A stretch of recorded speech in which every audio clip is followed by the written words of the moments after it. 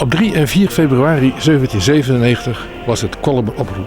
Er zijn nu plannen om dat Kolmer oproer te gaan herdenken. Het Kolmer oproer is heel onbekend eigenlijk, buiten Kolm. En we willen volgend jaar met honderden mensen een spektakelstuk opvoeren, alle de Passion. We gebruiken de Maartenskerken en we gebruiken gewoon het oude Jochthuis daarvoor.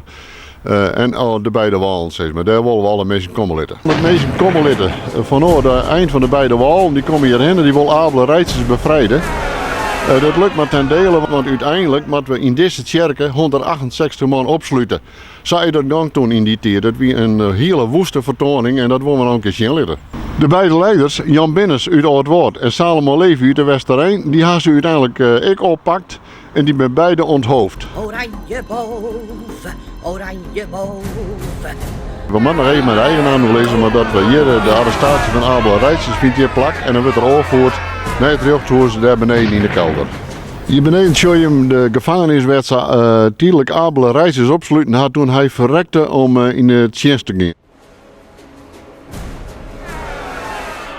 We hadden contact met Omroep Friesland en RTV Nov om er een gezamenlijk project van te maken. En dat betekent gewoon dat op het Maartensplein, dat is het centrale plein, daar wordt alles uitgestuurd.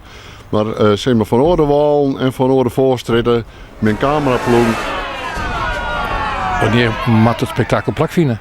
Nou, het is de bedoeling dat wij de komende tijd bezig zijn om te inventariseren als het wel mogelijk is. Want het is een gigantisch project vanzelf wat op je afkomt. Waar een heel grote mensen door mij van moeten, er een heel grote geld voor nodig is. We willen er een heel groot spektakel van maken. En dat wordt door het goed. Ja, grote televisiespektakels, wat de bedoeling is, dat kost een soort geld. Maar ja, we proberen ook met sponsors in Natura om dat bedrag zo leeg mogelijk te houden. We willen met een soort lokale medewerkers doen. Dat denken we aan lokale artiesten, zangers, zangeressen, figuranten, mensen van de toneelclub, neem maar op. We proberen ook een grote echte sponsors te krijgen die dus met geld en van alles voorzien willen. Ja, grote bedrijven hier in de omgeving. We denken aan grote sponsors uit de regio.